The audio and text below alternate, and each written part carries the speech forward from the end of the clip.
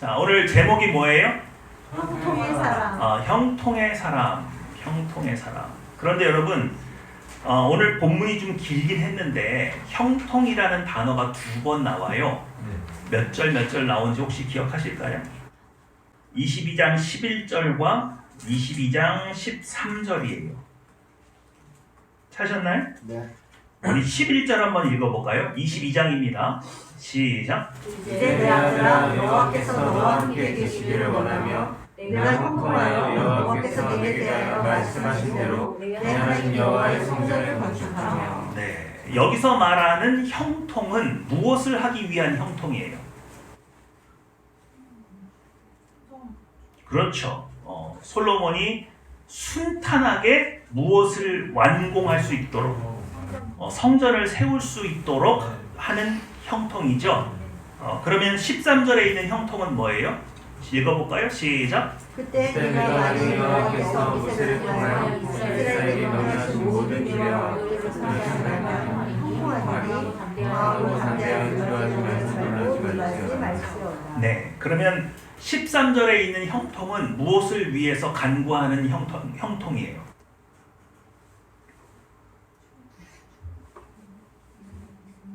네? 읽으셨잖아요. 이거 수능보다 어려워요? 무엇을 위한 형통이에요?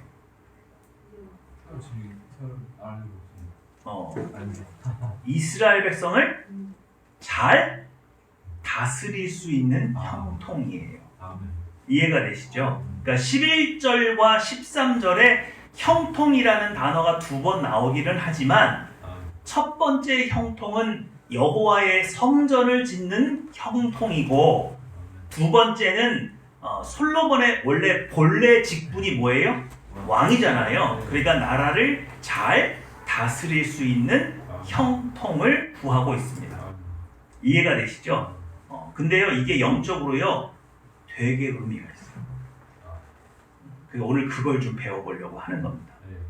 형통이 과연 어떻게 우리에게 임하고 무엇을 성경이 형통이라고 말하는지 그 모든 과정을 오늘 다 풀어볼 거예요. 오늘 예배가 길겠어요? 짧겠어요? 요즘에 우리 교회에 제가 유튜브에다 올려놓잖아요. 조회수가 확 줄었어요. 전에 그래도 100단위는 조금 근접하게 갔거든요. 요즘에는 한 20명? 요즘에 쇼츠라고 아시죠? 네. 짧은 동영상. 그걸로 사람들이 보니까 긴 건 안 보나 봐요. 그래서 짧은 영상이 아니다 보니 이게 확 주는 것 같아요. 근데 여러분 자꾸 예배를 줄여야 되겠어요? 늘려야겠어요? 네? 여러분 도파민 중독 아시죠? 짧은 거. 너무 빨리 도파민이 분비되면은 집중력이 자꾸 어떻게 되는 거예요? 떨어져요. 어떤 보상 체계로 오는 도파민의 이 분비가 너무 쉽게 일어나 버리면 긴 것에 집중할 수가 없어요. 여러분이 예배를 드리는 거 있잖아요. 이거 여러분에게 얼마나 큰 경쟁력인지 몰라. 이 세상 사람들은 전부 다 짧은 시간 안에 뭘 이루어내는 거에 도파민이 막 분비가 되겠죠. 그러니까 그 사람들은 길게 일을 해요? 아주 짧게 일을 해요? 집중력이 깊어요? 짧아요? 짧죠? 근데 여러분이 예배를 드리면 평균 1시간은 넘잖아요. 1시간 넘게 집중력을 요하는 이 예배에 여러분이 온전히 예배를 드린다면 다른 사람보다 엄청난 경쟁력이 생기는 거예요. 이해가 되세요? 그러니까 여러분의 자녀들을 쇼츠를 보여줘야 돼요? 장편을 보게 해야 돼요? 네? 장편 보여주세요. 우리 마음대로 안 돼요. 우리 마음대로 안 돼요. 내 자식도 내 마음대로 안 되죠. 맞습니다. 자, 한번 읽어볼까요? 시작. 구원받은 하나님의 자녀에게 형통은 어떻게 임하는가? 오늘 주제 무엇은 어떻게 임하는가? 형통이라는 건 도대체 어떻게 임하는 거냐? 근데 여러분 사실은 이 질문하기 전에 뭐가 형통이에요? 형통한 게 뭐예요?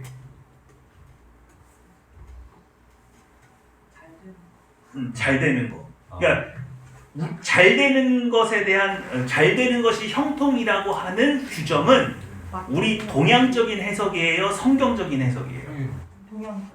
동양적인 해석이에요. 그러면 성경적인 형통은 뭐예요?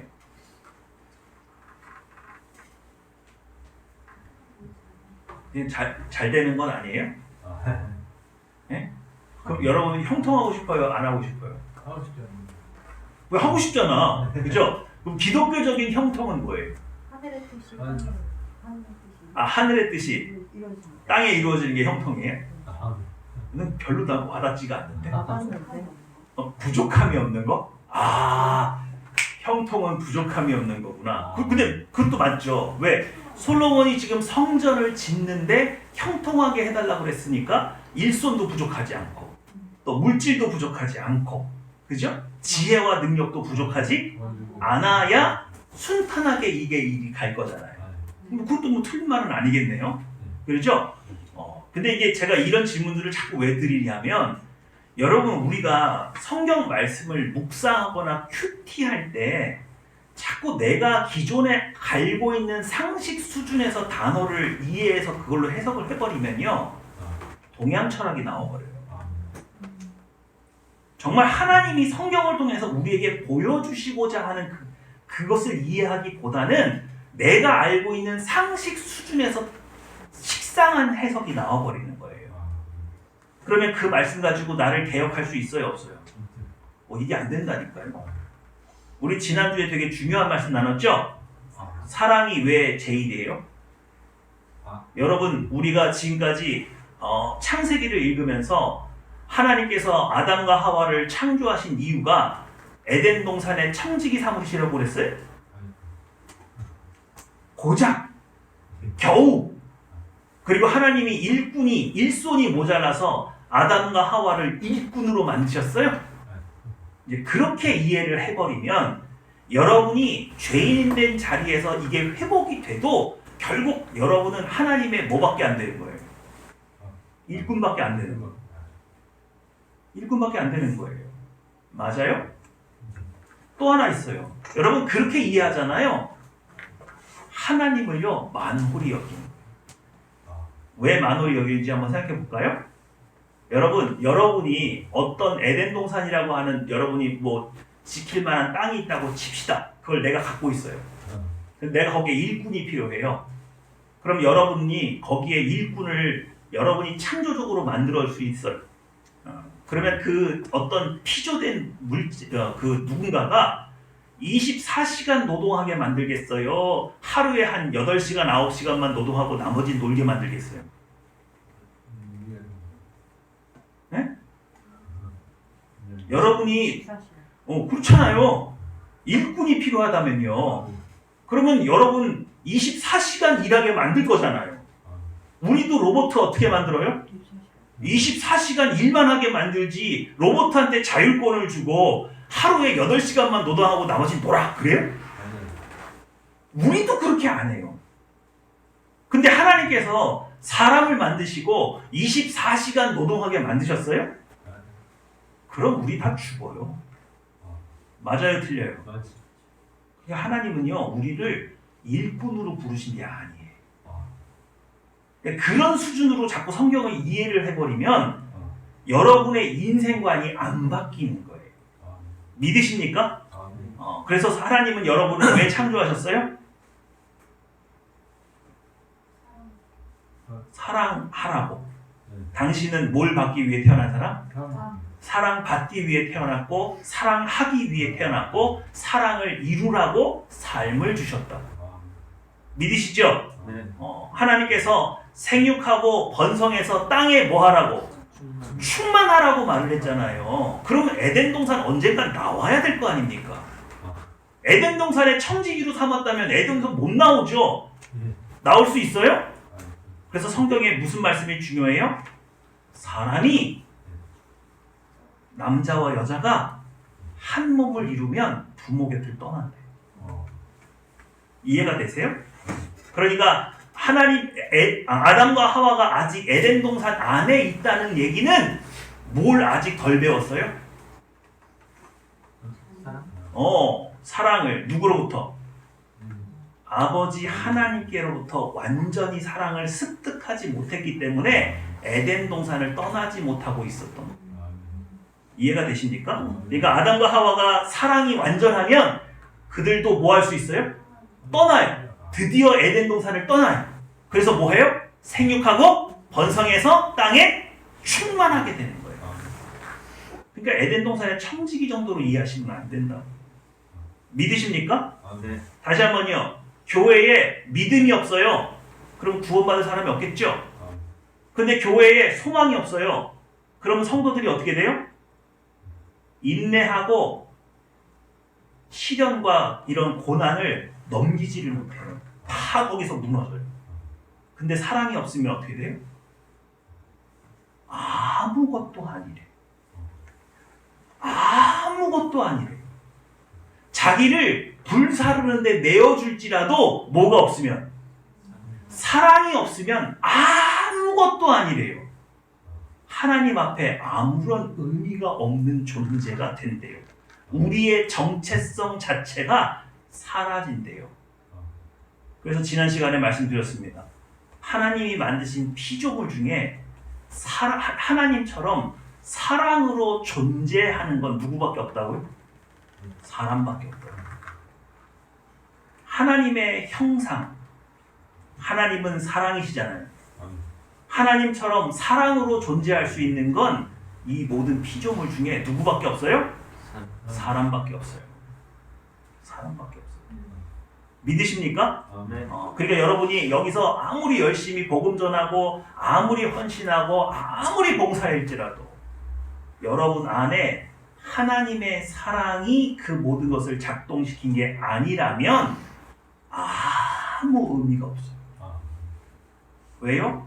하나님은 사람을 그렇게 만들지 않았거든요. 사람이 사람 같지 않아요. 누구의 기준으로 봤을 때? 천지를 창조하신 하나님 입장에서 보시면 돼요. 그러니까 여러분, 이제 여러분의 인생관이 바뀌겠죠? 이렇게 이해를 하면. 이제부터 매일 하루를 뭘 이루기 위해서 살아야 돼요? 사랑을 이루기 위해서. 네? 공부해서 100점 맞기 위해서 살아야 돼요? 사랑을 이루기 위해서. 돈 많이 벌어서 출세하기 위해서 살아야 돼요? 사랑을 이루기 위해서. 네? 여러분의 모든 관점은 뭘로 바뀌어야 돼요? 사랑을 이루는 걸로 바뀌어야 되고, 그래서 오늘 하루 내가 이게 발 편히 뼈고 잠을 들기 위해서는 오늘 내가 뭘 했어야 돼요? 사랑을 했어야 하나님 앞에 편안히 단잠을 내게 허락하여 주시옵소서 할 수 있는 거예요. 오늘 하루를 살았는데 아무런 사랑을 베풀지도 않았고 사랑을 받아들이지도 않았고 사랑을 나누어 주지도 않았어요. 그럼 여러분의 하루는 없는 거예요. 아무것도 아니에요. 하나님께서 여러분을 마지막 심판날에 여러분의 인생의 날들을 새털같이 많은 여러분의 인생의 날들을 계수하실 때 오직 여러분이 사랑으로 무언가를 한 그날만 여러분은 살아있는 거고 의미 있는 삶을 산 것으로 하나님이 계수하실 거예요. 믿으시죠? 여러분의 이제 인생관은 완전히 바뀌어야 돼요. 뭘 이루기 위해서? 사랑을 이루기 위해서. 사랑을 위해서 하루를 사시는 거예요. 자, 한번 읽어볼까요? 시작. 찰라흐가 뭐라고요?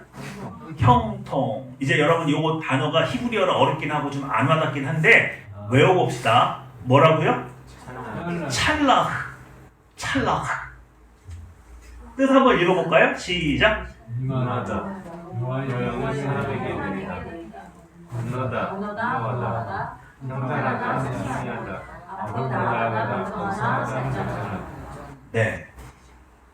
여러분, 형통한 게 뭐예요? 우리는 잘 되는 거예요.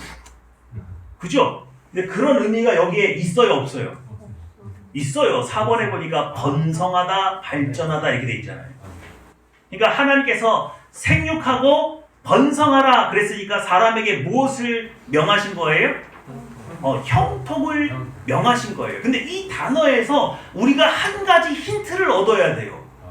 우리가 전혀 동양 철학으로 말하는 형통의 단어에는 전혀 없는 개념이 여기 들어가 있어요. 1번이에요. 뭐라고요? 임하다. 누가? 하나님의 영이 우리에게 임한 게 형통의 시작이에요. 믿으십니까? 그러니까 이게 막 괜히 막 일이 잘 풀리고 어디 가든지 나를 도와주고 이런 게 형통이 아니라 누가 우리에게 임한 게 여호와 하나님이 우리에게 임하신 것 그 자체가 형통한 거예요. 그럼 이렇게 되는 거죠. 이 형통은 누구로 말미암은 형통인 거예요. 하나님의 임재로 말미암아 그의 능력과 그의 권세로 말미암아 우리에게 부어지는 형통이에요. 그냥 내가 운이 좋아서 나한테 돕는 사람들이 많아서 그걸 성경이 형통이라고 말을 하진 않고 반드시 누구의 손길로? 하나님의 손길로 하나님의 임재 때문에 뭐가 잘 되는 거예요. 믿으십니까? 그러니까 여러분 형통이라는 단어를 여러분 머리에 딱 떠올릴 때 항상 따라붙어야 되는 생각은 누구의 임재? 하나님의 임재가 없으면 형통한 거예요, 안 한 거예요? 그건 형통한 거 아니에요. 성경이 말하는 형통이 아니에요. 그런 사람을 보고 저 사람은 참 형통한 사람이야 이렇게 말하면 안 돼요. 이해가 되십니까? 그러니까 이제부터 누구를 보고 형통하다 그러는 거예요? 하나님의 손길이 느껴지는 사람, 하나님이 함께하는 게 느껴지는 사람. 마치 아브라함 때에 아비멜렉이 아브라함을 계속 괴롭혀보고 이삭을 계속 괴롭혀보고 그랬는데 얘가 누구랑 함께 있어요? 하나님이 함께 있어요. 그 농사를 지면 몇 배? 100배. 땅을 파면 뭐가 나와? 우물이 나와. 얘는 무슨 집에 탐지기가 있나? 그게 아니죠. 누가 인도하시니까? 그렇죠. 하나님의 손길이 임해서 그의 삶을 주관하시고 인도하시기 때문에 일어나는 번성과 발전. 그걸 뭐라고 그런다고요? 형통, 찰가라는 뜻이에요. 아시겠죠? 그리고 이 형통이 있으면 뭐가 좋으냐? 건너가요. 이게 뭘 건너는 거예요? 시련과 역경을 건너가요. 믿으십니까? 그러니까 여러분 하나님의 영이 임하셔서 그의 지혜와 능력이 있으면 내 앞에 아무리 무수한 시련과 고난이 와도 그걸 뭐 해요? 넘어가요. 넘어가. 이해가 되시죠? 요거 굉장히 중요한 개념이에요. 뭐 한다고요? 넘어가요. 그리고 뭐 하게 돼요? 아니 3번 읽어보세요. 몇 번? 평탄한 게 뭐예요? 평탄한 게 뭐예요? 울퉁불퉁한 굴곡이 어떻게 되는 거예요? 사라지는 거죠? 제가요 저희 집에 이렇게 있으면요 먼지가 왜 이렇게 많이 들어오는지 모르겠어요. 하루는 내가 이렇게 뭘 하나 넣고 다음날 봤더니 벌써 먼지가 이렇게 소복이 쌓이는 거예요. 그래서 도대체 이 동네는 먼지가 많은 건가? 아니면 대한민국 전체가 지금 또 무슨 황사가 있나? 뭔지 모르겠. 우리 용인 성경공부반에 우리 용인 성경공부반 모임 있잖아요. 근데 거기 있는 선생님 한 분이 저한테 가르쳐 주시는 거예요. 저희 동네에 와서 이렇게 성경 공부 같이 하거든요. 동탄에 와서. 저희 집 앞에 아직도 아파트 공사 현장이 있어요. 여기 지금 아파트 지금 막 올라가고 있죠? 근데 여러분 아파트 이렇게 보면은 맨 마지막 층 이렇게 올라가는 새로 지은 지 얼마 안 되는 층에 보면은 가림막을 해놓은 걸 볼 수 있어요. 그거 왜 놨게요? 공사하는 거 안 보여주려고? 네. 그분이 말하는 게 뭐냐면 거푸집을 이렇게 떼어내잖아요. 콘크리트를. 그러면요 거기 표면이 울퉁불퉁하대요. 그걸 다 갈아내야 돼요. 그럼 어떻게 되는 거예요? 콘크리트 먼지가 우수하게 날리죠? 그게 보이면 민원 들어올 거 아니에요? 그래서 그거 갈아낼 때는 이게 칸막이로 막아놓죠. 먼지 날리지 말라는 뜻도 있지만 그게 날리는 걸 밖에 보여주기 싫은 거죠. 그래서 요즘 먼지가 엄청 그래서 이 가는 걸 뭐라고요? 평탄. 그게 평탄. 평탄. 평탄. 내 인생에 굴곡, 시련과 역경이 너무 많아. 근데 하나님이 딱 우리의 인생 가운데 임하시면 이 굴곡이 어떻게 되는 거예요? 평탄하게 되는 거예요. 마치 성경에 이런 표현이 있지 않습니까? 여호와 앞에 잠잠하라. 그런 표현이에요. 이해가 되시죠? 그래서 뭐예요? 평탄하게 되니까 뭐 하게 되는 거예요? 승리하게 되는 거죠. 우리가 성경에서 말하는 형통의 개념이 이렇고, 그래서 우리가 알고 있는 동양 철학의 형통은 운빨이 좋은 거예요. 운이 좋은 거야. 내가 특별하게 뭘 노력한 게 아니야. 조상의 운이 좋든지 누가 나를 도와준 거, 조력자가 있어서 그냥 형통해지는 거예요. 그죠? 잘 되는 거예요. 근데 여기는 뭐예요? 반드시 하나님의 영이 뭐하기 때문에?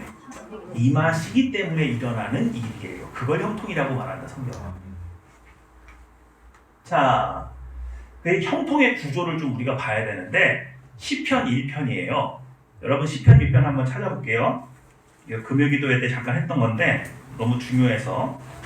자, 시편 1편 1절부터 6절까지 읽어보겠습니다. 시편 1편 1절에서 6절 같이 하셨죠? 네, 교독하시겠습니다.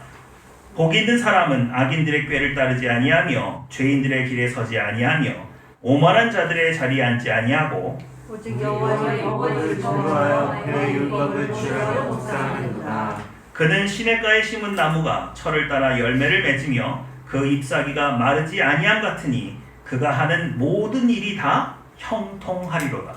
악인들은 그렇지 아니하며 오직 바람에 나는 겨와 같도다.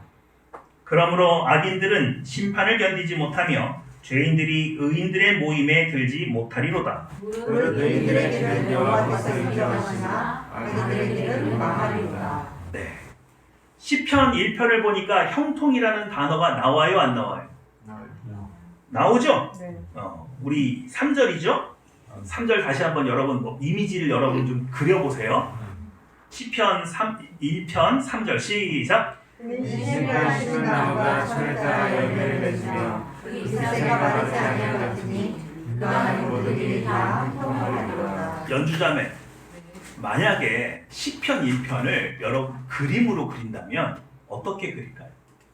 시냇가를 그리고 시냇가를 그리고 그 옆에 나무를 그리고 나무를 그리고 잎사귀가 어. 초록색 생기 발랄한 초록색, 반짝반짝 빛나는 초록색, 그리고 철을 따라 이렇게 열매를 맺기도 하고 잎사귀가 떨어지기도 하고. 잎사귀가 또 떨어집니까? 예. 그렇군요. 다시 봄이 되면 잎사귀가 마르지 아니함 같다고 그랬는데 마르지 않아요. 예. 그러면 마르지 않는 거죠. 그 낙엽은 그리면 안 되겠지요? 그래요. 자꾸 우리 이런 이미지를 갖게 하잖아요. 여러분, 왜 형통을 설명하는데 시냇가에 심은 나무가 등장할까요? 무슨 연관성이 있나요? 생명? 그래서 제가 놀라운 게 뭐냐면 제가 시편 1편을 몇 번 설교했겠어요? 무지하게 했어요. 무지하게. 근데 여기에 뭐가 더 나올 게 분명히 없다고 생각을 했어요. 그래서 여기서 뭐가 나오더라고요. 근데 그게 너무 놀랍고 이걸 모르면 시편 전체가 이해가 안 되는 거였어요.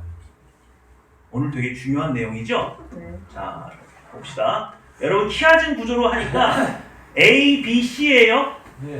1절, 2절, 3절 그리고 반복되는 게 역순으로 올라갑니다. 그래서 어떻게 해요? 6절, 5절, 4절. 그러니까 1절이 몇 절하고 호응해요? 6절하고 호응하는 거죠? 한번 읽어볼까요? 1절, 6절 시작. 복 있는 사람은 악인들의 꾀를 따르지 아니하며 죄인들의 길에 서지 아니하며 오만한 자들의 자리에 앉지 아니하고 무릇 의인들의 길은 여호와께서 인정하시나 악인들의 길은 망하리로다. 여러분 우리가 지금까지 시편 1편을 이상하게도 복 있는 사람의 규정, 복이 없는 사람은 어떤 사람인가? 이런 걸로 자꾸 해석을 해봤어요. 근데 시편 1편이 우리에게 보여주고자 하는 이미지는 이게 아니었던 거예요. 여러분 1절과 6절에 공통적으로 나오는 단어가 뭐예요? 길이에요. 길이에요. 네? 근데 길이 두 개예요.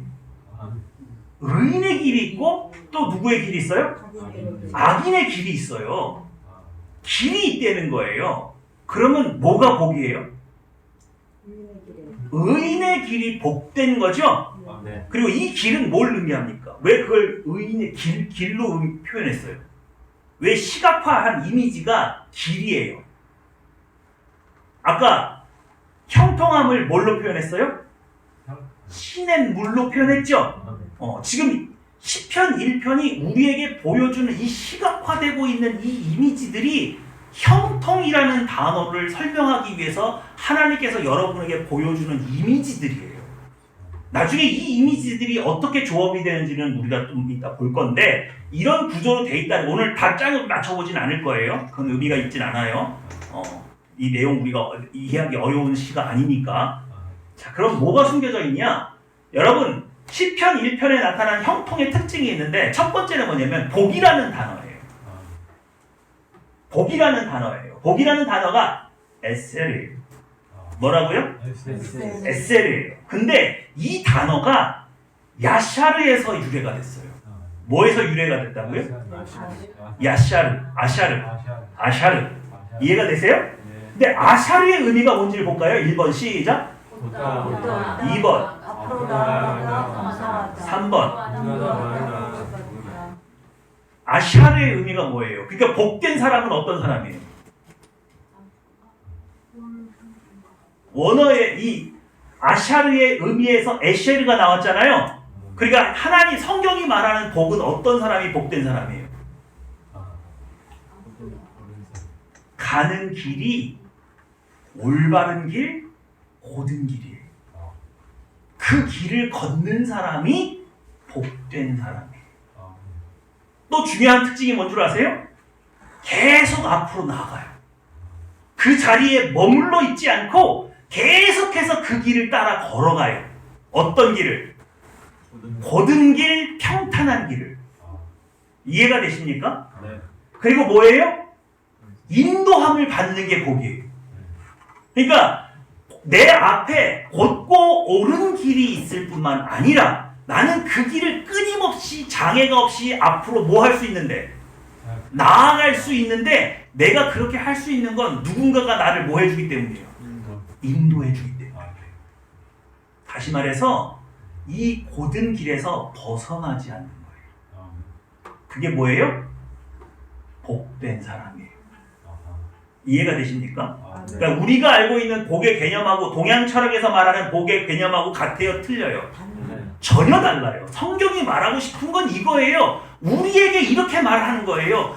네 앞에 길이 놓여 있냐? 근데 그 길은 옳은 길, 고든 길이야.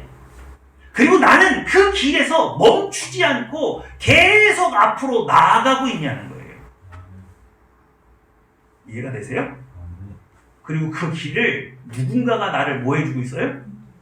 인도해주고 있는 게 복이에요. 그럼 여러분, 이 길은 무슨 길일까요? 이 길의 끝엔 뭐가 있어요? 하나님이 그냥 하나님 계신 길이에요? 생명수 길이에요. 생명나무가 있는 길이에요. 아담과 하와가 타락했을 때 천사들을 명해서 에덴 동산에 남아있는 생명나무 길을 어떻게 했어요? 막아놓으셨죠? 그 길이 열리는 거예요. 이해가 되십니까?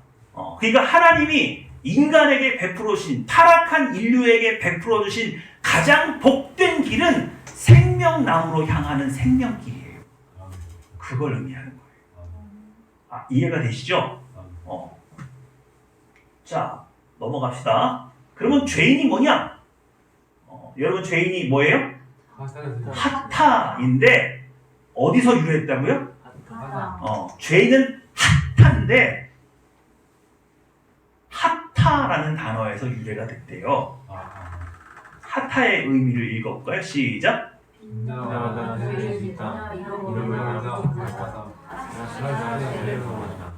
그럼 뭐가 죄예요? 죄인이 뭐가 죄인이에요? 어떤 사람이 죄인이에요? 그렇죠. 하나님께서 생명길로 인도하고 계신 그 길에서 벗어난 게 죄예요. 그 길, 생명길로 나아가지 못하고 곁가지로 빠져나간 사람이 죄인이에요. 그렇죠? 그래서 그 사람들은 뭐 했어요? 길을 잃어버렸어요. 근데 더 재밌는 건 뭐냐? 다시 돌아와요? 다시 돌아오지를 않아요. 다시 돌아오질 않고 그 길을 잃어버린 채로 계속 방황하면서 가고 있어요. 그게 타락이에요. 돌아올 마음이 없는 사람. 올바른 길로 돌아올 생각이 없는 사람. 이해가 되십니까? 네. 그래서 오늘 시편 1편에는 복이 있는 사람과 누가 등장해요? 죄인이 등장해요. 복이 있는 사람은 하나님께서 제시하신 올바른 길을 걸어갈 수 있는 사람이고 그 길에서 인도함을 받는 사람이고 그 길로 가다 보니 세상의 모든 시련과 역경이 와도 평탄하게 앞으로 나아갈 수 있는 사람이고 죄인은 이 길에서 벗어나 있는 사람이에요. 성경은 죄인을 구체적인 무슨 죄를 지은 사람을 죄인이라고 말하는 게 아니라 하나님이 제시하는 길에서 벗어나는 게 죄인이에요. 무슨 말인지 아시겠어요? 자, 3번 볼까요? 근데 죄인도 나오고 악인도 나오죠? 그럼 악인은 또 뭐냐? 악인은 라사예요. 라사. 근데 어디서 유래했어요? 라샤에서 유래했어요. 라샤. 뜻 한번 읽어볼까요? 시작. 그릇되가 벗어나나 어지럽히다 문제를 일으키다 괴롭히다 악행하다. 라샤는 뭐예요? 그릇된데 그릇된 게 잘못된 거죠? 그러니까 잘못된 길로 간 거죠? 근데 거기서 뭐예요? 확정적으로 뭐 한 거예요? 그릇되다고 선언한 사람. 그러니까 이 사람은 다시 돌아올 마음이 있는 거예요? 없는 거예요? 없고 누가 봐도 악인이야. 내가 봐도 악인이고 남이 봐도 악인. 그럼 나는 이제부터 뭐 할 거예요?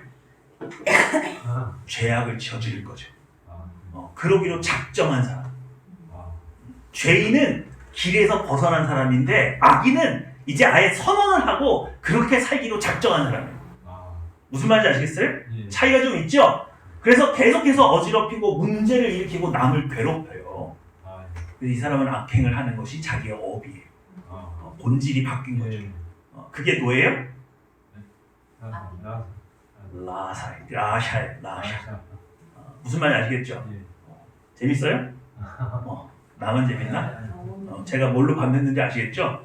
요런 걸로 밤샌 거예요. 자, 4번. 잠깐만. 이거 잘못했다. 자, 근데 여러분, 우리 2절에 가면 오직 여호와의 율법을 즐거워하여 그의 율법을 주야로 묵상하는 자로다 라고 복 있는 자를 설명하고 있잖아요. 율법이 뭐예요? 토라죠. 토라. 근데 이 토라가 어디에서 나왔다고요? 야라에서 나왔다고. 야라. 근데 야라라는 단어가 이 의미를 한번 보세요. 시작. 그러다 비가 내리자 아르스가 수험자보다 아르스가 보나사. 야라의 뜻이 뭐라고요? 흐르다.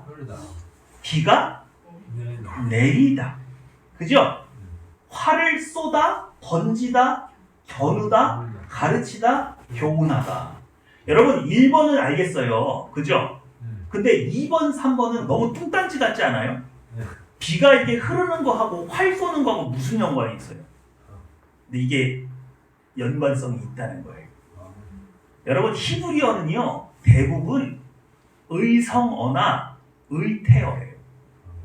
거기서 다 유래했대요.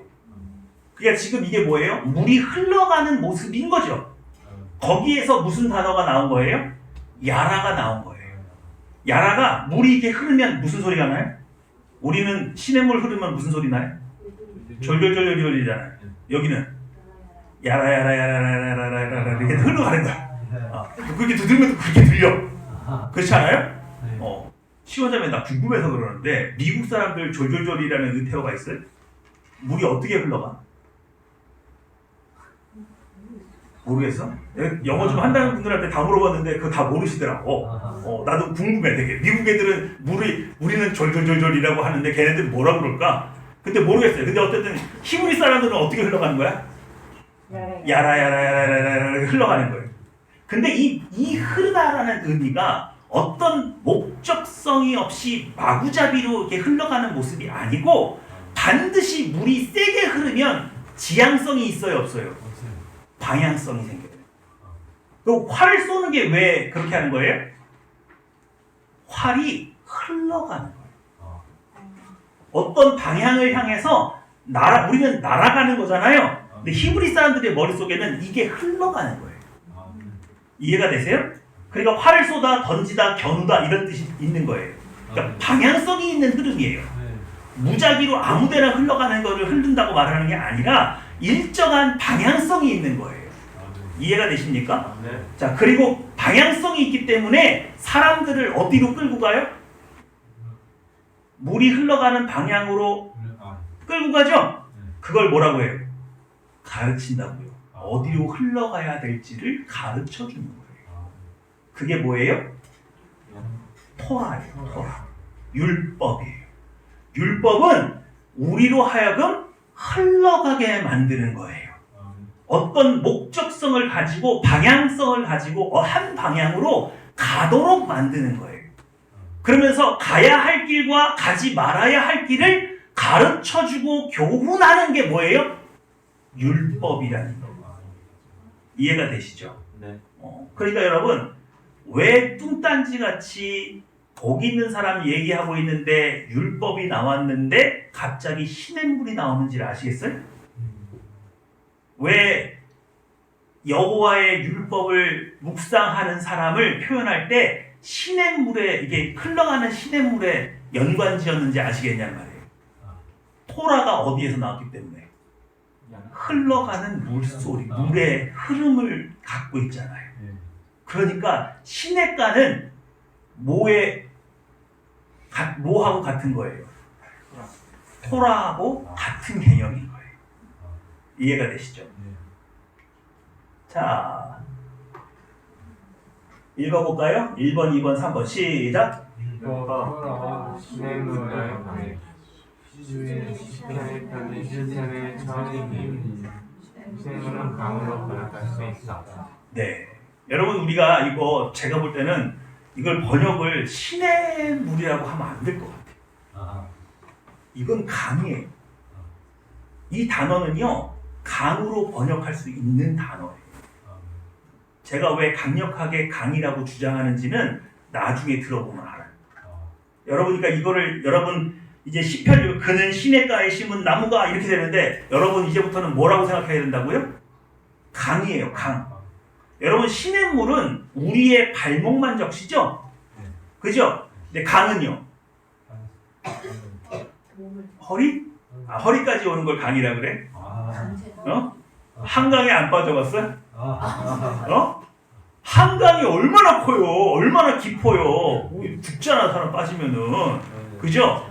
그러니까 이거는 지금 시냇가로 번역하면 이걸 시냇가로 번역했다는 것 자체가 이 시가 우리에게 뭘 가르쳐 주고자 하는지 모른다는 얘기예요. 이 감춰져 있는 이미지를 못 찾아낸 거예요, 번역하는 말이. 이건 강이에요. 왜 강인지는 나중에 설명드릴게요. 자, 그러면 시가 많죠?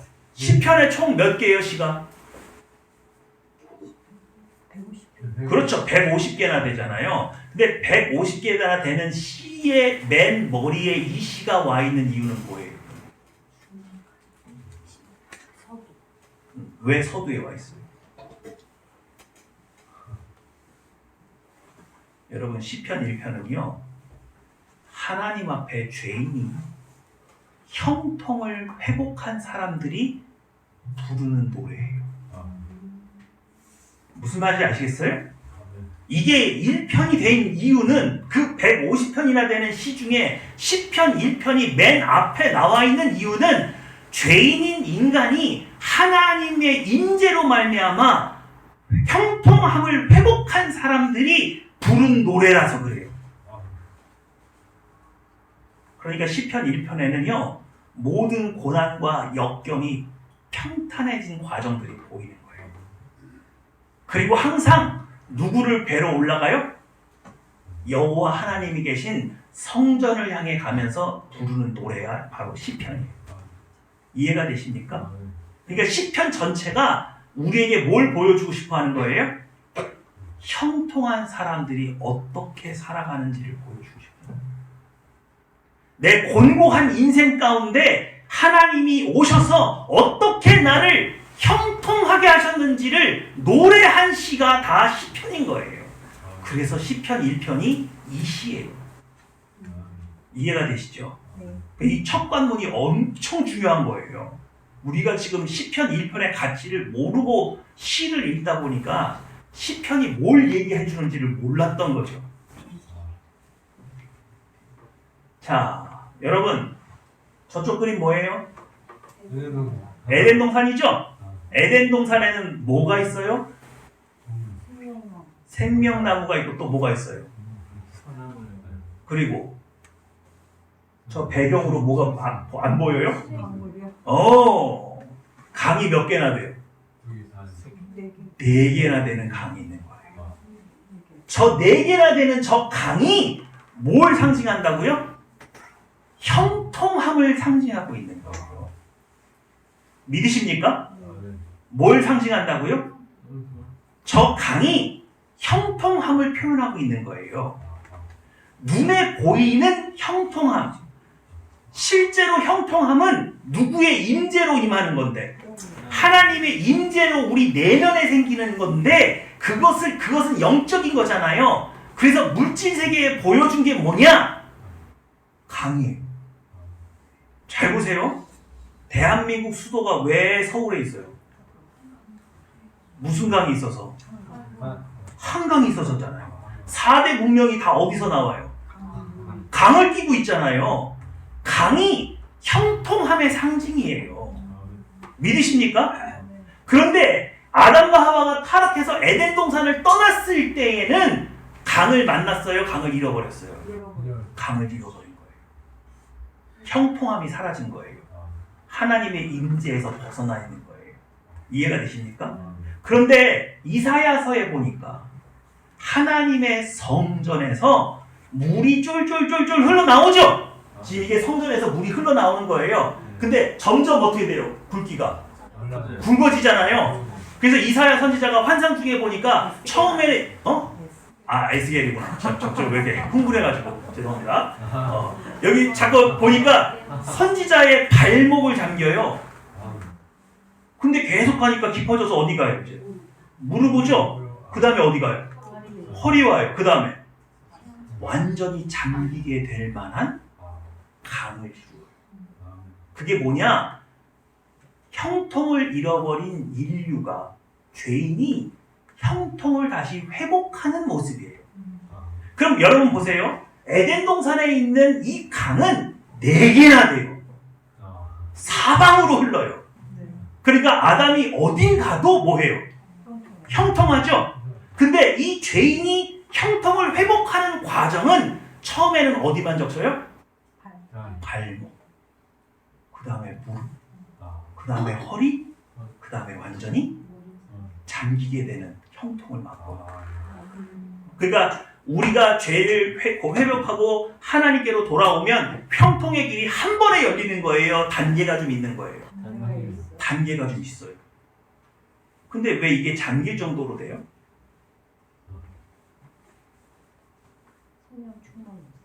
예? 옛본성이 죽어야 되니까. 그러면 에스겔서가 우리에게 보여주고 있는 형통은 처음에 우리에게 어떻게 임하는 거예요? 옛본성을 죽이는 걸로 오는 거예요. 그걸 표현한 게 시편 23편. 사망의 음침한 골짜기로 목자가 인도하죠. 죽을 수밖에 없는 골짜기, 사망의 음침한 골짜기. 여러분, 요셉은 형통한 사람이죠? 근데 그 형통한 사람이 어디로 가요? 깜빵으로 가요. 왜? 하나님이 함께 계시는데 왜? 근데 성경은요, 너무 어처구니가 없어요. 깜빵에서도 형통했대. 간수들에게 은혜를 입어 형통하였더라. 어디가 형통한 거야? 뭐가 형통한 거예요? 하나님이 주시는 형통함은요, 그릇된, 죄악된 하나님의 길에서 함께 가지 못하고 저항하고 옆으로 도망가고 싶어하는 옛 본성을 먼저 죽이는 것부터 시작하는 거예요. 에스겔 선지자가 보여주고 있는 그림이 그거예요. 그러니까 우리에게 임하는, 죄인에게 임한 형통은 먼저 뭐가 잘 되고 이렇게 보지를 않고 뭘 죽이는 걸로? 옛 본성을 죽이는 방향으로 가요. 그러니까 여러분 아무나 보고 참 안 된대 이렇게 말하면 안 돼. 그 사람에게 하나님이 임해서 지금 그 사람 뭐 하러 가고 있는 중이에요? 죽으러 가고 있는 중일 수도 있어. 그럼 여러분 거기다 대고 뭐라고 그래야 돼? 잘 죽어라. 네? 아이고 형통하시네요. 이렇게 표현해야 될 수도 있어요. 이 형통함이 이스라엘 백성을 어디로 이끌고 갔어요? 광야. 먹을 것도 마실 것도 없는 땅. 하나님이 함께 하셨어요? 안 하셨어요? 하셨잖아요. 그게 형통이에요. 막 형통이라고 그러니까 우리 뭐든지 잘 되고 막 하는 일들마다 막 그렇게 오지를 않아요. 우리의 상태가 뭐기 때문에? 죄인이고 옛 본성이 있기 때문에. 그래서 성경은요, 우리에게 이 은혜의 강을 계속 보여주는 거예요. 여기 마지막은 어디예요? 어디에 기록된 강이에요? 이거 계시록이에요. 계시록에 있는 강은 모든 생명들이 살아 움직이고 생명나무 과실이 풍성하게 열매가 있는 아름다운 강이에요. 맞아요? 틀려요? 우리 여기 들어가요? 못 들어가요? 들어가요. 왜 들어가요? 옛 본성이 죽었기 때문에 들어가요. 완전한 회복을 의미하죠. 이해가 되십니까? 그런데 놀랍게도 저는요, 창세기에서 에덴 동산에 있는 강 찾았어요?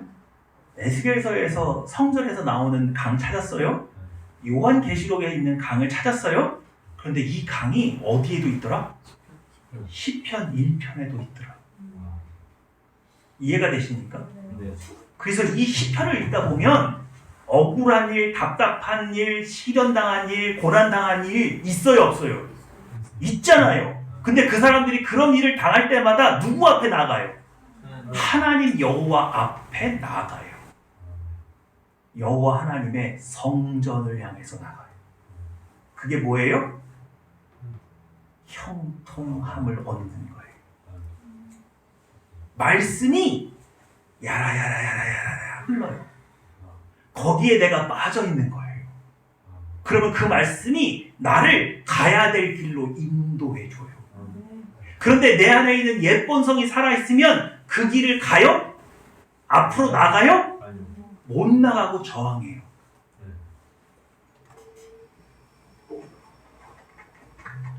바로 시편 150편이 사람, 죄인인 인간이 어떻게 형통함을 입어서 여호와 하나님께 인도하심을 받는 그 모든 과정과 그 심정을 토로해서 기록한 책이 바로 시편이란 말이에요.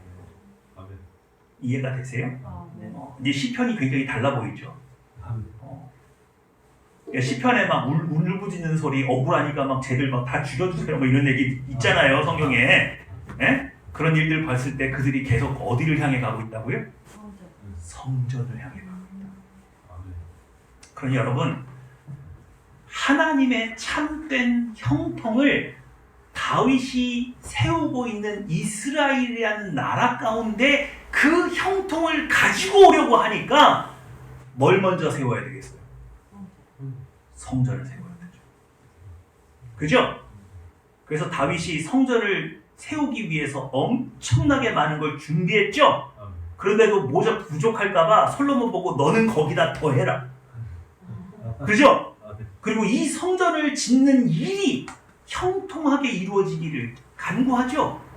그리고 그 성전이 형통하게 이루어졌을 때 하나님의 임재가 그의 나라 가운데 견고하게 있을 때에 이스라엘 백성들이 하나님의 말씀이 강처럼 흘러나와서 그들에게 가야 될 길을 제시해 줄 때 영적으로 흐르는 그 말씀으로 말미암아 그들이 회복될 것을 보면서 얼마나 흐뭇하게 생각했겠어요. 여러분, 형통하려면요 강이 흘러야 돼요. 말씀의 강이 흘러야 돼요. 누구의 인생 가운데? 나의 인생 가운데 말씀이 강처럼 흘러야 돼요. 믿으십니까? 그러니까 말씀 묵상 해야 돼요, 안 해야 돼요? 해야 돼요. 누구의 임재 안에서? 하나님의 임재 가운데 들어가서 바로 그런 하나님의 임재가 일어나는 곳, 그리고 나를 향하신 하나님의 메시지가 선포되는 곳, 거기가 복된 자리예요. 믿으시죠? 그래서 여러분 지금 어디에 나온 거예요, 여러분들이? 하늘평화교회 왔잖아요. 그죠? 우리 교회 안에서 지금 뭐가 계속 흐르고 있어? 말씀의 강이 그냥 야라야라야라 흐르잖아요. 우리가 다른 교회보다 말씀을 따따블로 보잖아. 아닌가? 더 봐야 돼요? 욕심도 많으셔. 그래서 우리는 시편에도 이런 형통의 강의 구조가 있구나 라는 것을 찾아냈어요. 이해가 되시죠? 자, 시작!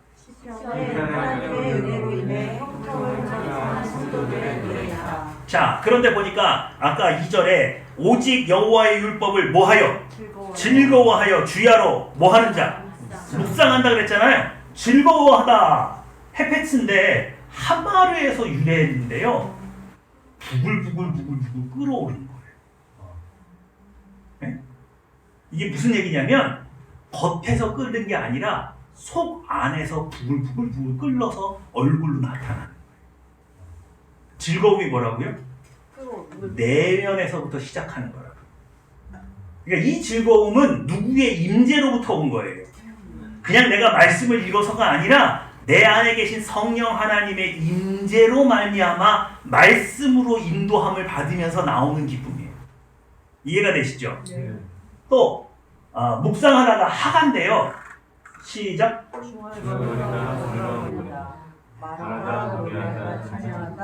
수고하다 탄식하다. 이 하가도 의성어예요.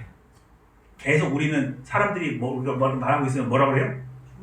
중얼 저기 중얼거려 이러잖아요. 이스라엘 백성은 뭐라고 그러는 거예요? 하가 저기 왜 이렇게 하가 하니? 하가. 네. 근데 그게 좋은 뜻으로만 쓰이는 게 아니라 나쁜 뜻으로도 쓰이기도 해요. 이 단어는. 근데 지금 뭘 계속 하고 있는 거예요? 말씀을 계속 중얼 하고 있는 그 모습. 그죠? 그래서 하가 하는 것은 꼭 뭐하고 같아요? 야라 하는 것 같은 거예요. 그러니까 무슨 얘기냐면 야라 하는 큰 강물 속에 내가 들어가 있기 때문에 내 입에서 계속 하가 하는 거예요. 말씀이 내 속에 들어와서 나에게 길을 인도해 주기 때문에 내가 그 길을 잊어버리지 않으려고 계속 중얼거리고 있는 거예요. 누군가가 나한테 주소 하나 적어줬어요.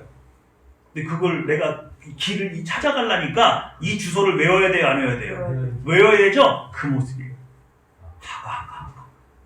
성경, 율법이 우리에게 가라고 한 길을 가기 위해서 그 길을 찾기 위해서 중얼거리는 모습. 그게 묵상이에요. 자, 그래서 율법, 시냇물이 아니고 뭐라고 그랬어요? 강이라고 그랬잖아요. 사람이 잠겨야 되니까. 그리고 뭐? 길이 같은 개념이다. 그죠? 읽어볼까요? 시작.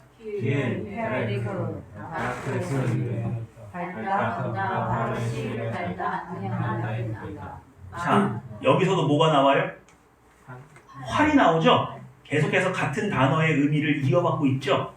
그러니까 길은 방향성을 갖고 있는 거예요. 그냥 아무 길이나 길이 아니고 내가 분명히 목표가 있어서 뭐 한 거예요? 쏜 거예요. 그게 길이에요. 그러니까 이 길은 나를 반드시 어떤 목적지까지 인도해주는 길이 길이에요. 아무 길이나가 길이가 아니야. 성경은 그렇게 말하고 있지 않아요. 마치 물이 흘러가는 것도 하나의 방향성이 있어서 우리에게 교훈을 주고 가르치는 것처럼 이 길이라고 하는 이 단어조차도 분명한 목적성과 길이 있다. 그래서 이 길은 우리를 어디로 인도하는 길? 생명나무의 길, 생명을 주는 길로 우리를 인도한다. 이해가 되시죠? 네. 근데요, 악인들의 길은 뭐 한다고 그랬어요? 망한다가 뭐냐? 시작. 헤매다 길다 멸망하다 수월하다 피할 길이 없다 철저히 뜸을 내다. 길이 없는 거야. 길이 없어. 나를 생명으로 인도할 길이 없는 거예요. 길을 못 찾는 거예요. 헤매는 거예요. 그래서 소멸되는 거예요. 그게 뭐예요? 망하는 거예요. 이해가 되십니까? 그럼 이 길은 오직 누구만이 걸을 수 있어요? 누구만이 걸어갈 수 있어요? 의인, 구원받은 하나님의 자녀인데 아까 분명히 말씀드렸어요. 길은 어떻게 된다고요? 야라야라는 어떻게 된다고요? 앞으로 나아가야 돼요. 그런데 내 안에 있는 옛 본성이 살아있으면 앞으로 나가요? 멈춰요? 멈춰요. 그래서 하나님의 형통이 하나님의 자녀에게 제일 처음 임했을 때 일어나는 일은 물속에 잠겨서 옛 본성을 죽이는 거예요. 그래서 어디로 이끌어요? 이스라엘 백성은 광야로, 시편은 사망의 음침한 골짜기로, 요셉은 어디로? 깜빵으로. 뭐가 죽으라고? 우리의 옛 본성이 죽어야 이 형통한 길을 따를 수 있어서. 믿으시죠? 그러니까 여러분에게 시련과 연단이 오는 걸 이상하게 여겨야 돼요? 당연하게 여겨야 돼요? 이거 건너뛰고 갈 수 있어요? 없어요? 내가 죄인이에요? 의인이에요? 죄인인데 부름을 받았기 때문에 어쩔 수 없어요. 이 죄성을 하나님이 가만두진 않아요. 그러니 여러분, 하나님 믿었는데 하나님 믿어도 소용없네. 되는 일이 없어. 되는 일이 없어. 왜 되는 일이 없어요? 오, 옛 본성 다 죽이려고 그러시는 거지. 그러니까 그런 사람 보면은 아이고 형통하시네요 이래야 돼요. 아이고 속상하시겠어 이러겠어요. 예? 원래는 아이고 형통하시네요 이래야 되지만 딱이 맞을 가능성이 높죠. 그러니까 우리끼리만 아는 걸로. 시작. 하나님의 형통과 말씀이 성도된 행사를 내주셨으며 우리에게 올라 우리를 가르치시고 생명한 길로 인도하셨다. 보이세요? 네? 워터 슬라이드죠?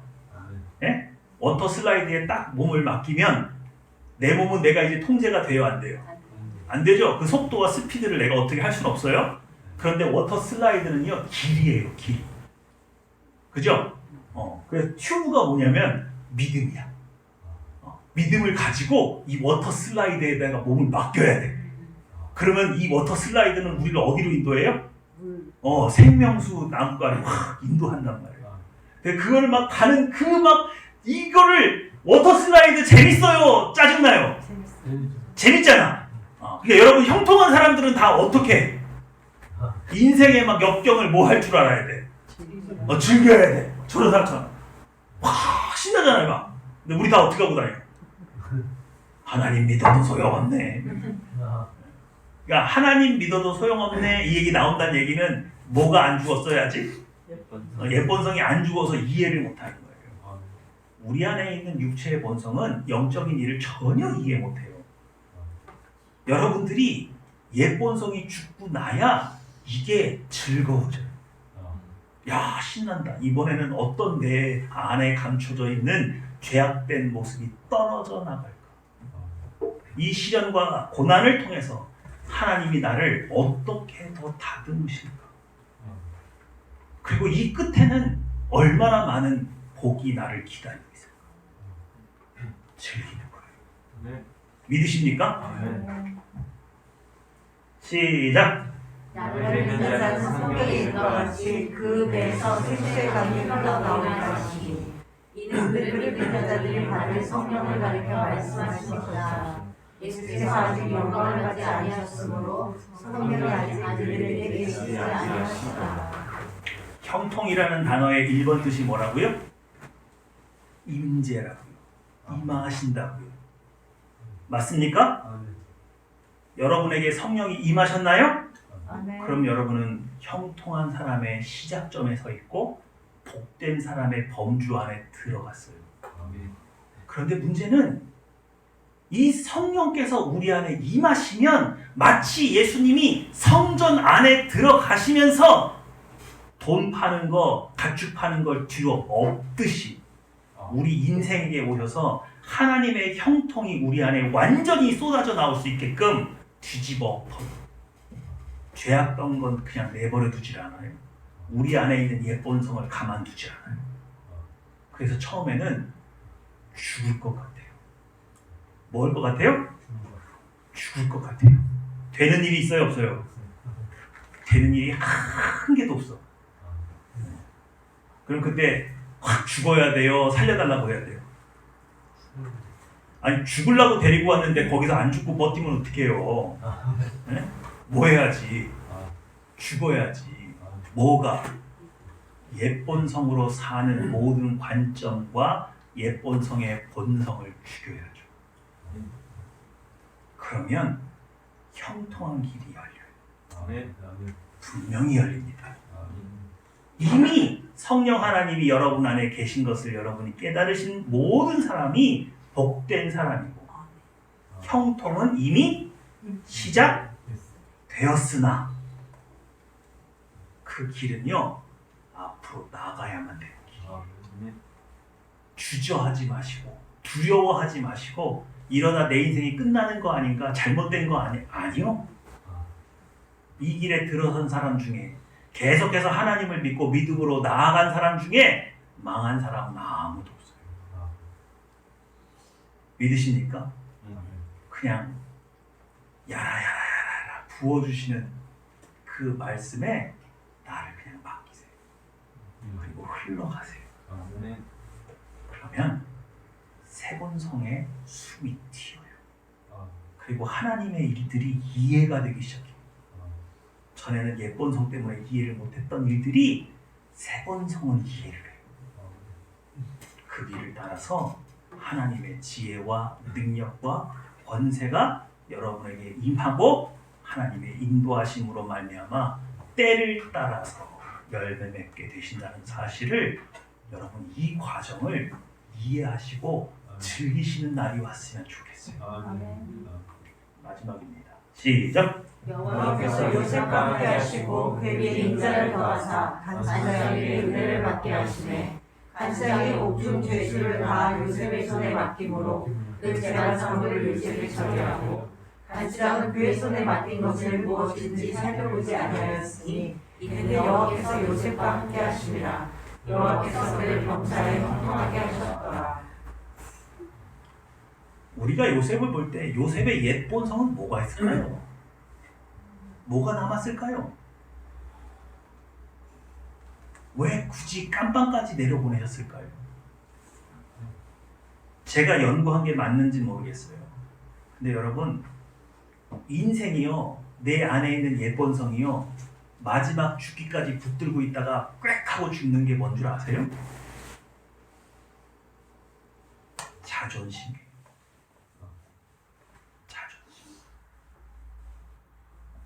사람이 가장 마지막까지 붙들고 있다가 놓지 못하고 있다가 마지막에 대해서야 그래 이것도 가져가세요. 최악의 발악을 하면서 마지막 죽으면서 내놓는 게 자존심이에요. 모르겠어요. 요셉도 자존심 때문에 갔는지. 그러나 성경은 요셉에게 뭐라고 말한다고요? 깜빵 속에 있는데 범사에 형통했다. 형통했다는 얘기는 하나님이 함께 계신 거죠? 네. 그리고 하나님으로부터 모든 게 공급받고 있는 거죠? 이것도 형통이에요. 그러니 여러분 스스로 내가 형통한 사람인가를 들여다보세요. 세상에서 말하는 형통의 그 관점으로 나를 보지 마시고 오늘 성경이 말하고 있는 형통을 보시라. 여전히 내가 아무것도 가진 것이 없고 명예도 없고 아무것도 없고 나를 도와주는 사람도 없고 아무것도 없어도 하나님의 영이 나에게 계속 말씀을 해주시냐고. 야라야라야라. 내가 뭔가 고민하고 물을 찾지 못해서 답답해할 때 하나님의 말씀이 나를 계속 인도하고 있냐고요. 그럼 형통한 거예요. 다만 그 형통함이 세상 사람들 눈에 보기에도 형통한 것처럼 보이려면 내 안에 예쁜 성이 죽어야 되는 거죠. 아직 안 죽어서 그래요. 뭐만 하기만 하면 돼요? 잘 죽으세요. 잘 죽으시고 하나님께서 깜빵에서 요셉을 일으키셔서 세상에다 내놓고 자랑하는 형통한 사람의 모습을 여러분도 누리실 수 있으면 좋겠습니다. 그러나 그건 결코 성공이 아니죠. 뭐예요? 성장이에요. 기도하겠습니다.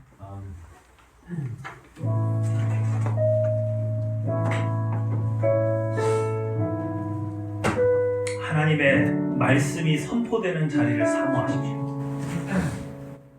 복된 자리를 기억하십시오. 그리고 하나님께서 어디서 나에게 말씀을 주시는지 꼭 그 자리를 기억하세요. 오늘 하나님은 나와 함께 하시는데 내가 되는 일이 없다고 낭망하지 마십시오. 하나님은 여러분이 형통한 사람이 되기 위하여서 여러분 안에 모든 죄악된 것을 드러내고 부수고 계실 거예요. 오늘 나의 옛 본성이 죽기 원합니다. 내가 이 형통한 길로 발을 들였으니 온전히 이 강의 흐름에 나를 맡겨서 이 내 죄악된 모습이 다 씻겨져 내려가서 온전히 나의 옛 본성이 죽을 때까지 하나님 이곳에서 벗어나지 않고 인내하고 기다리겠습니다. 저에게 말씀을 강같이 쏟아부어 주셔서 도저히 내 안에 있는 옛 본성이 움쩍달싹도 하지 못하도록 제게 충만을 허락하여 주시옵소서. 기도하겠습니다.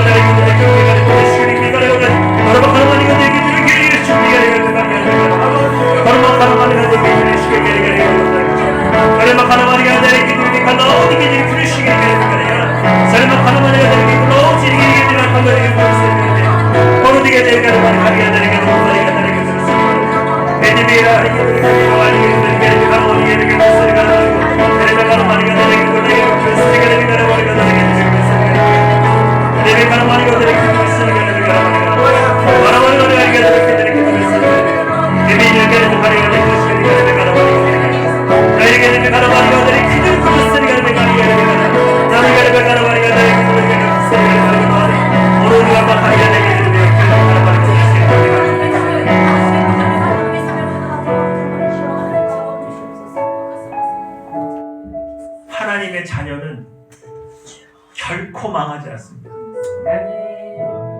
우리가 망하는 때는 하나님의 길에서 벗어났을 때만 망해요. 그럼 우리는 왜 그 길에서 벗어납니까? 우리 안에 있는 예쁜 성이 너무 두려운 거예요. 눈에 보이는 증거가 없어서 못 기다리는 거예요. 미치겠는 거예요. 내 안에 있는 예쁜 성이 계속해서 내 영혼을 짓밟아요. 무슨 증거가 있냐고. 이렇게 하다가는 정말 죽는다고. 아니요, 안 죽어요. 하나님의 인도하심이 있는 이스라엘 백성은 광야에서 먹을 것과 마실 것이 없는데 안 죽었어요. 오직 불순종한 사람만 죽었어요.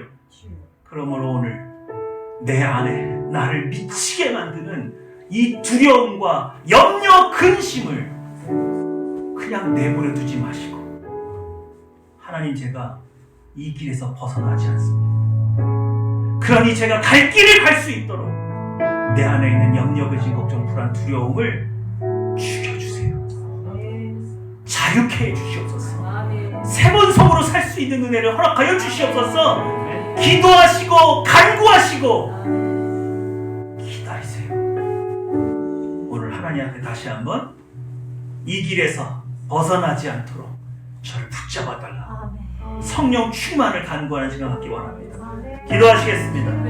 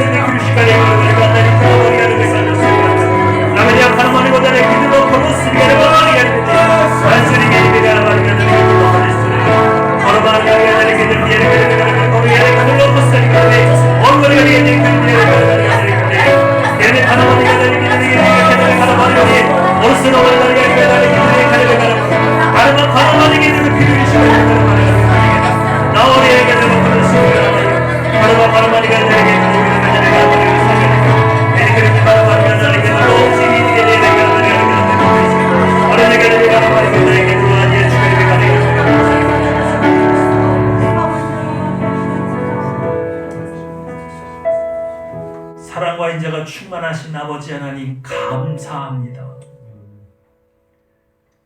우리를 말씀으로 형통케 하여 주시니 감사합니다.